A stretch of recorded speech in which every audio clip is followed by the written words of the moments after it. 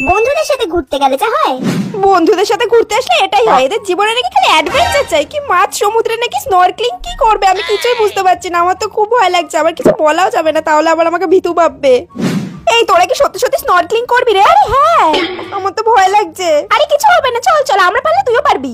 মাছ সমুদ্রে কি নাকি জলের নিচে নামিয়ে দেবে, এদের এত সাহস আসে কোথা দিয়ে? আরে আয় খেন্তি। হ্যাঁ আসছি। বাবারে কি ভয় লাগছে। বললো তো লাইফ জ্যাকেট পরলে তো উপরে ঠাকুরের নাম করে নি বাবা। সবাই কি সুন্দর অক্সিজেন মাস্ক পরে জলে ঘুরছে, আমি তো নিঃশ্বাসও নিতে পারছি না। কি দরকার ছিল এত টাকা খরচ করে জলে এসে ঘোরার? হ্যাঁ বাড়িতে বসে মাংস ভাত খেতাম। এই বন্ধুদের জীবনে অ্যাডভেঞ্চারের শেষ নেই, খালি অ্যাডভেঞ্চার করবো। ওয়াও, জলের নিচটা এত সুন্দর, আমি তো কোনোদিনও ভেবেই দেখিনি এত সুন্দর কালারিং মাছ। আমার তো এসে এখন দারুণ লাগছে সত্যি, আজকে তো একটা আলাদা এক্সপিরিয়েন্স করলাম। আমি তো খালি খালি ভয় পাচ্ছিলাম, জলের নিচটা যে এত সুন্দর এটা না করলে তো বুঝতেই পারতাম না। এই জন্যই বলে ভয় না পেয়ে সবকিছু জয় করতে হবে, আমি তো এটা আবার করব।